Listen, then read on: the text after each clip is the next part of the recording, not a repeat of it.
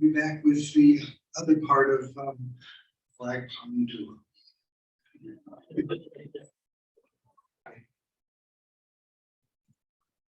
As I said, we're going to have the other half of Flag Common Duo here.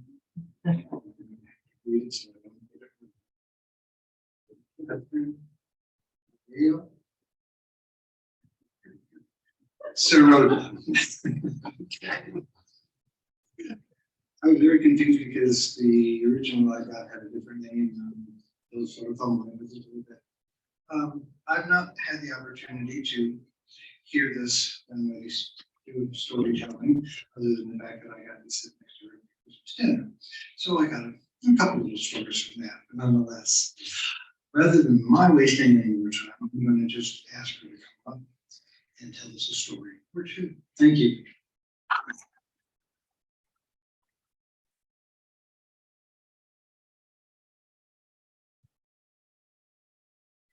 The story I'm going to share with you tonight is called Little Bobby and the Summer Vacation Buster. This is the third story, the third episode in a four-part series of Little Bobby that I've done. And back last November, I told the second piece at Asheville's Celebration. That was called Little Bobby and the School Bus. And maybe I'll reprise that here. Little Bobby and the Summer Vacation Buster. I don't know what a buster means to you, but to me, it's a big, grand be-all and end-all. And this story is, shall we say, somewhat true about a man who lived in Haywood County in North Carolina.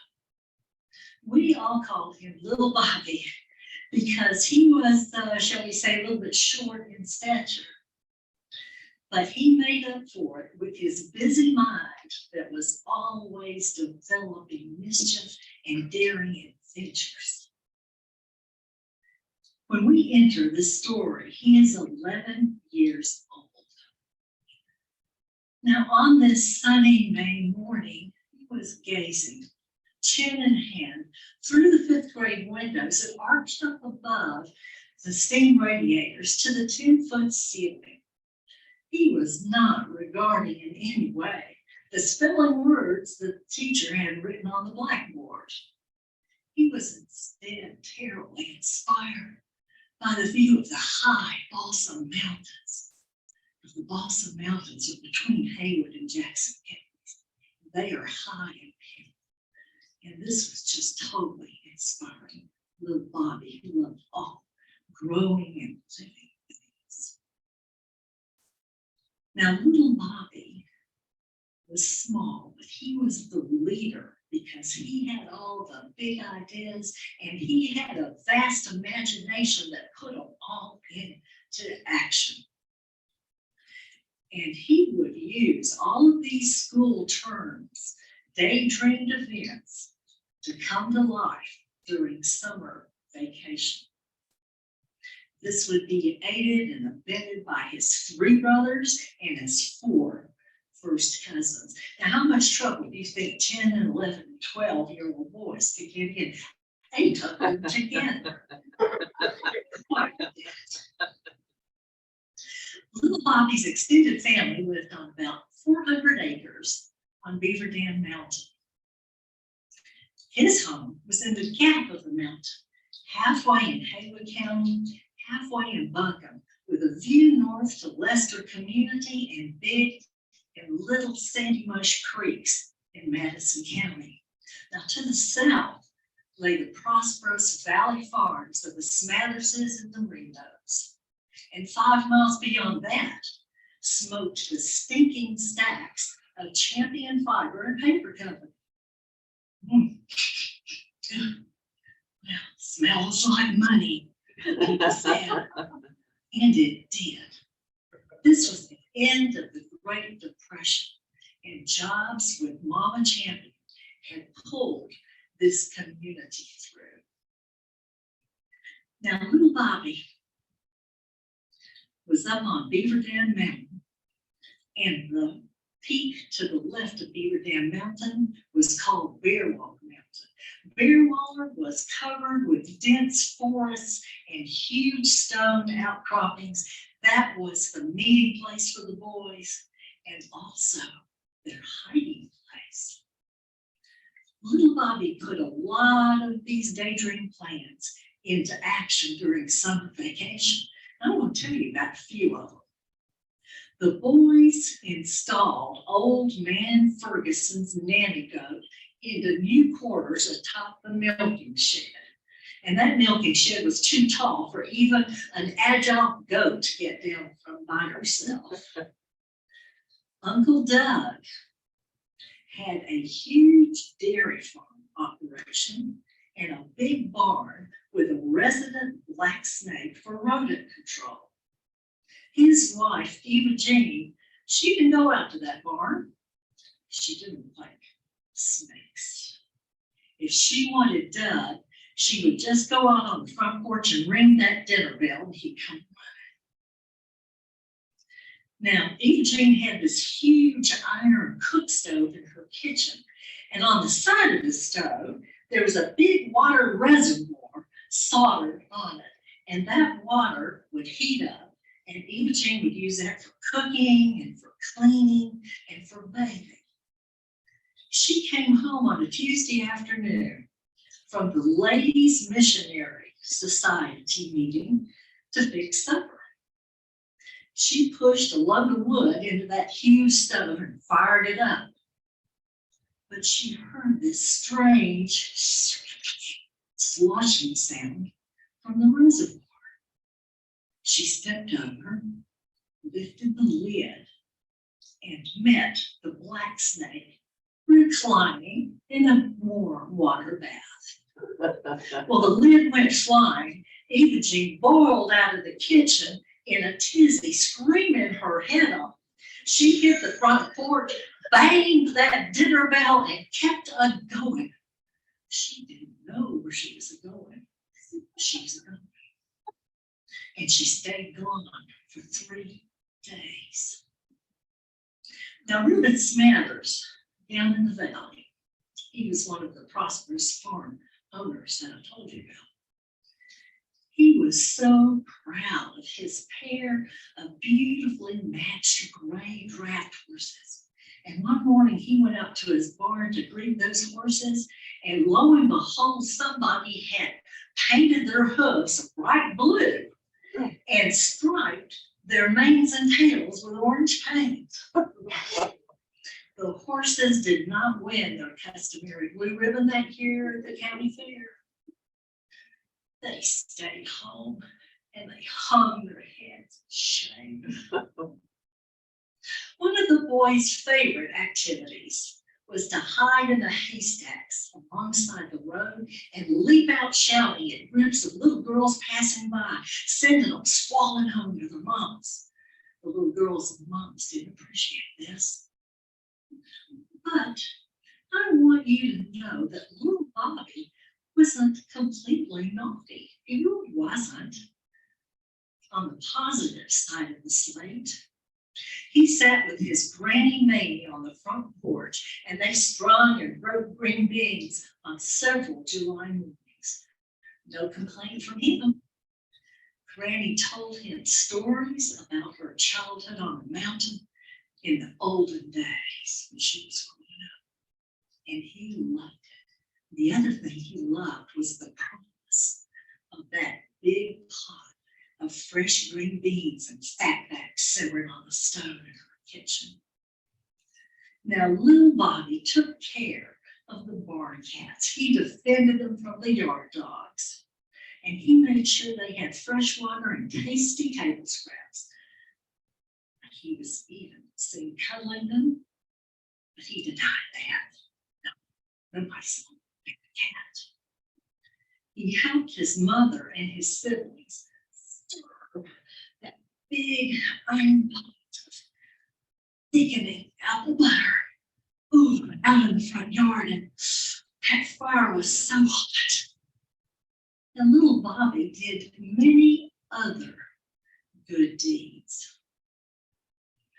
But now It was the end of August, just a couple of weeks before school opened back up after Labor Day. And little Bobby had been studying on a big vacation. Mischievous Buster, oh, the best thing he had ever thought of and devised. He gathered up his partners, his 3 brothers, and his 4 first cousins. He outlined his plan to them, and he handed out assignments. The boys sniggered at each other. They cut their eyes and glanced slyly at each other. Boys, that's a good one, they said.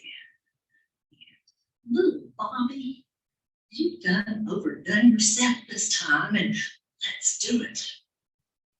Well, they sneaked and spied around barns and outbuildings and houses, going to their own homes. They didn't want to be observed, and you'll certainly find out why in just a little bit. They ran into their mother's homes and into her linen presses and snatched snowy white sheets.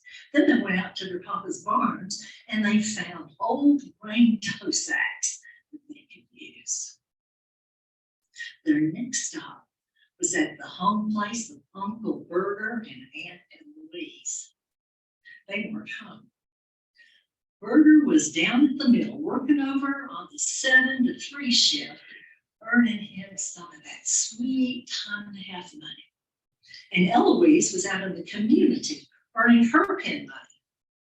She plucked the soft feathers and the down from the breasts of her barnyard geese and used that to stuff mattress ticks and pillows. Now, these items were very much prized by the women in the community, and they paid her very handsomely. Now, these geese, these beautiful white and gray geese, were Eloise's pride, and they were also very useful sentinels. For if a stranger came into the barnyard, those geese would rush at them, honking loudly, a huge alarm, outstretched necks, long beaks snapping and hissing. They would take chunks out of the calves and thighs of any stranger who came into the barnyard.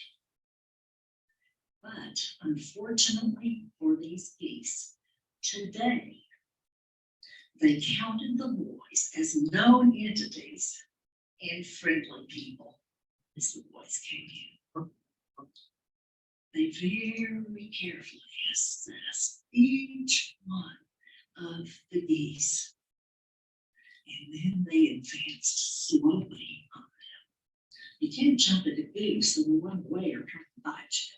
So the boys advanced very slowly on the geese.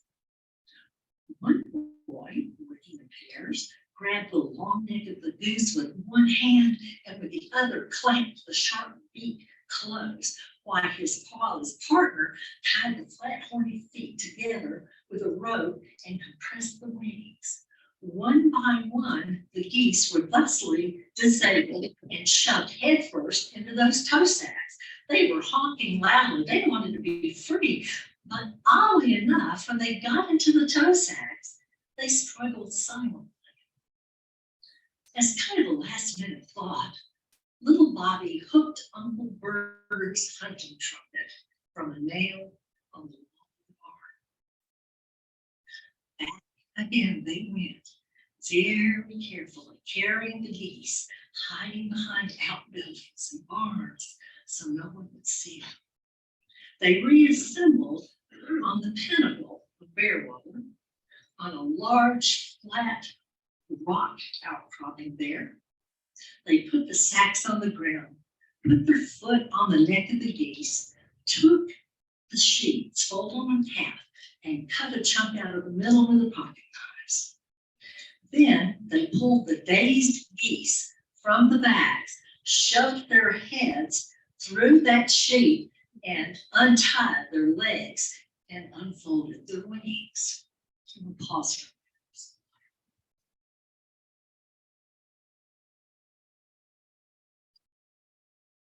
okay, I've left you with a picture of untied geese with their heads through a hole in the sheet. What is going to happen next? Well, this is what happens. Little Bobby's count of 1, 2, 3, and the boys launched. Down below, about 2/3 down the South Buncombe County side of Bearwaller, was a flat, grassy pasture. In that pasture were members of a church from Silva who had a camp meeting there for a week every August.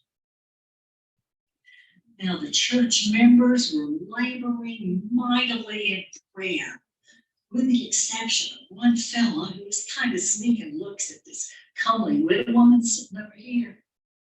Something caught the corner of his eye, and he looked upland to see what appeared to be heavenly messengers descending there and there, and there and there.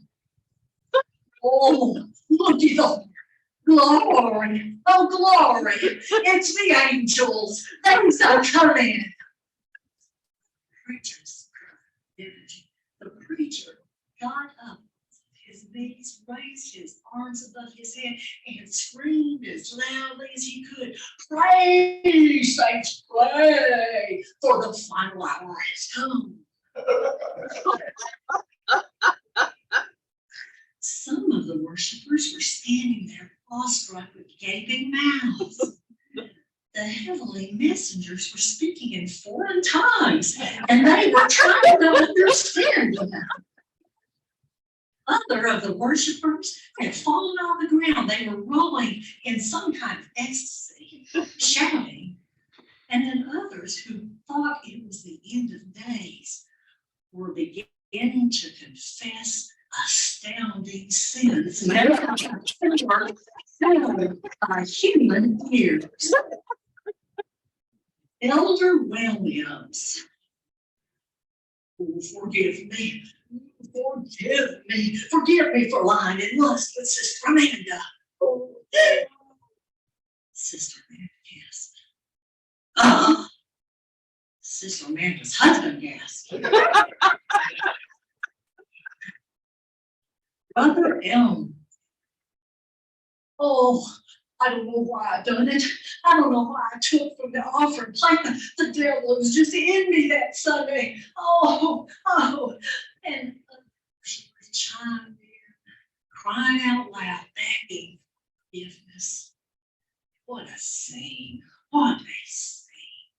Well, the pastor threw himself headlong into the grass and screamed again, "Repent, sinners, repent. It's the final rupture." At this point, the heavenly messages were beginning to land amongst the exhorters who saw the angel voices. But the hissing, beak-snapping visages of furious geese in sheets. The geese stumbled about after the worshipers. They were trailing the sheets, falling over them, tripping, getting back up, furious with the mourners. The mourners at this point fled screaming downhill towards Sandy Mush, the furious geese snapping at their heels. Snatches of thin, strangled laughter began to sift down from the Bearwaller pit. The boys were also on the ground rolling around. They were breathless with laughter. The preacher looked up and he saw them. He stood up at his full height. His finger lifted one finger for them. "You evil boys, you imps from Gehenna, you are consigned to the fiery flames of hell to be bound and tormented for eternity." The boys stopped laughing. These implications carried memories of often heard Sunday school messages. The boys were a little bit afraid now. They ran in diverse directions into the forests of Bearwaller, not to be seen for a good long time. Now, it took the preacher 2 hours to round up his filthy and bruised flock. They were gouged and bleeding from the sawbriars they had run through in their rapid descent. Many of them weren't speaking to others, but they all came together to pay calls on certain mortified Beaver Dam families that evening. Fathers and uncles bearing torches snaked their way up the flanks of Bearwater Mountain. They routed boys out of their hide holes, and the belts came off. It took the boys 2 days to round up all 8 geese. The fowl were returned to Aunt Eloise's barnyard. The boys were bitten black and blue and bloody from the geese who were exacting punishment for their ordeal. Now, the boys had their comeuppance at home too. They spent the last precious week of summer vacation compensating their mothers for the torn and cut sheets by swaying to domestic chores meant for girls. Little Bobby's imagination had suffered a bottom burning hit, but he was not persuaded forever. He continued to inspire his peers with his vast imagination and his wonderful happy adventures. However, he never again tried to advertise the second coming.